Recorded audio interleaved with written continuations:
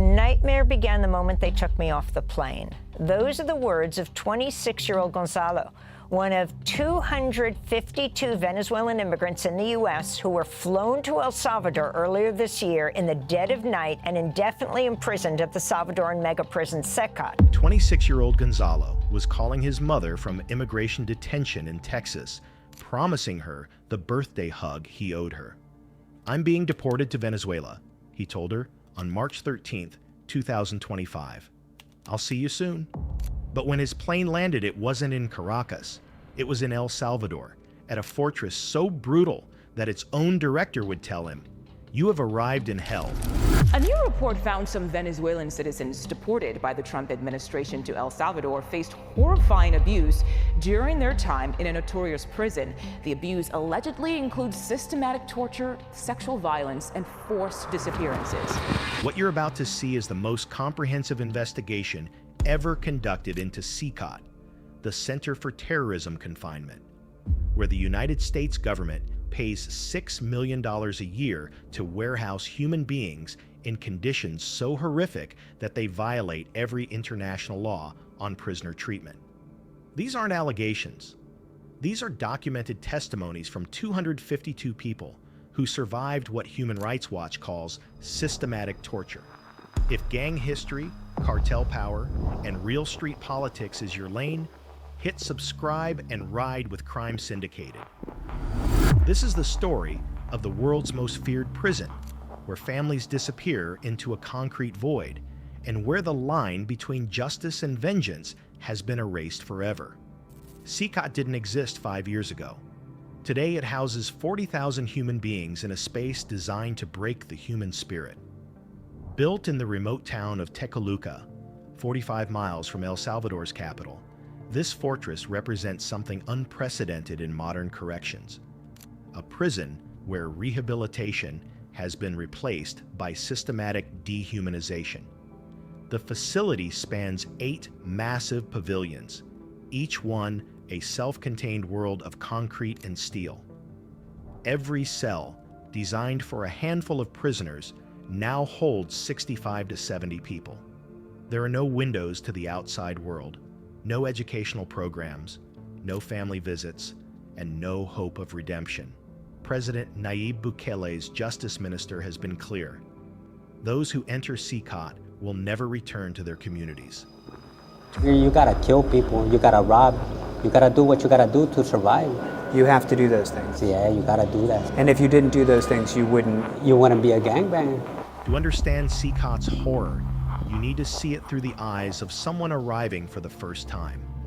When Gonzalo's plane touched down at El Salvador's airport, officers in riot gear forced him and 251 other Venezuelans to kneel on the tarmac with their heads down. When Gonzalo explained he had a spine condition and couldn't maintain the position, an officer struck him with a baton across the back of his neck. At CECOT's entrance, the ritual of dehumanization begins immediately. Guards force new arrivals to kneel while their heads are shaved. The prison director's welcome is always the same. "You have arrived in hell." It's not a figure of speech, it's a promise. Gonzalo's mother, Maria, waited by her phone in Venezuela for the call that never came. Her son had promised to give her the birthday hug he owed her, but days passed without word. When she called U.S. immigration authorities, they told her only that her son had been removed from the United States. They wouldn't say where. Maria searched through videos and photos of the deported men, hoping to recognize her son among the shaved heads and white uniforms. She couldn't find him. From that moment, everything went dark, she said. All I felt was anguish, pain, anger, and despair. Her son had vanished into a system designed to make people disappear. Inside CECOT, Gonzalo discovered that the director's welcome wasn't hyperbole. "They beat us almost every day," he would later tell Human Rights Watch investigators. The beatings happened in the hallways, in the cells, and in a special section of the prison known as the Island, CECOT, Solitary Confinement Area, where the worst abuses took place. Daniel B., another Venezuelan detainee, learned this lesson when he made the mistake of speaking with International Red Cross officials during their visit to CECOT in May 2025. After the visitors left, guards took him to the island. The island is CECOT's Heart of Darkness, a section of the prison where guards take prisoners for the most severe punishments. When Daniel was brought there after speaking with Red Cross officials, he thought he understood what brutality meant. He was wrong. 3 Venezuelan detainees told Human Rights Watch that they were subjected to sexual violence on the island. One man described how 4 guards sexually abused him and forced him to perform oral sex. They played with their batons on my body, he said, his voice breaking as he recounted the experience. CECOT operates like a human warehouse, designed to store people rather than house them. Each cell, built to hold a handful of prisoners, now contains 65 to 70 people. There aren't enough bunks for everyone, so prisoners sleep in shifts or on the concrete floor. While prisoners live in these conditions, CECOT guards enjoy dining halls, break rooms, a gymnasium, and recreational facilities with board games. The contrast is deliberate, a daily reminder of the hierarchy that governs life inside the fortress. In March 2025, CECOT became more than El Salvador's problem. It became America's solution. The Trump administration, invoking the Alien Enemies Act of 1798 for only the 4th time in U.S. history, declared that members of the Venezuelan Tren de Aragua gang were invading the United States.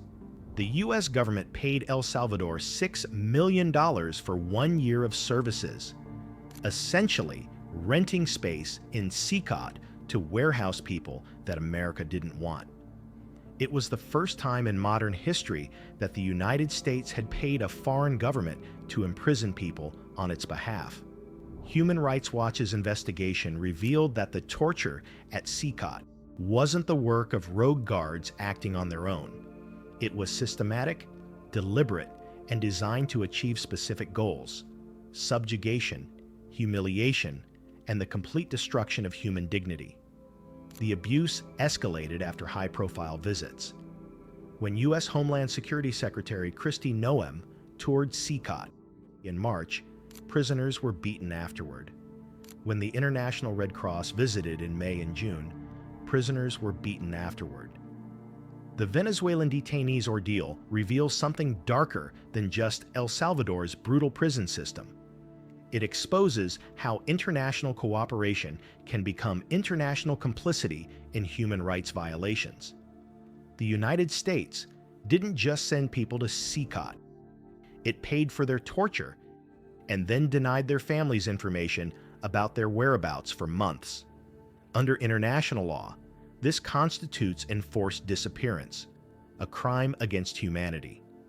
The U.S. government violated the principle of non-refoulement by transferring Venezuelan migrants to El Salvador, despite easily foreseeable risks of torture and ill treatment. According to human rights organization Cristosol, El Salvador now holds 110,000 people behind bars, more than double the 36,000 inmates the government reported in April 2021 before Bukele's gang crackdown began. At least 261 people have died in El Salvador's prisons during the gang crackdown. CECOT has become the model for this approach. Its success, measured by the government in terms of control and submission, has inspired plans for similar facilities throughout Central America. On July 18, 2025, the 252 Venezuelans were finally released from CECOT as part of a prisoner exchange between El Salvador and Venezuela, but their ordeal was far from over. Many continue to suffer from lasting physical injuries and psychological trauma that may never heal. Gonzalo finally got to hug his mother, but it wasn't the reunion either of them had imagined. The young man who had promised her a birthday embrace had been transformed by 4 months of systematic torture into someone struggling to trust, to sleep, to believe that the nightmare was really over.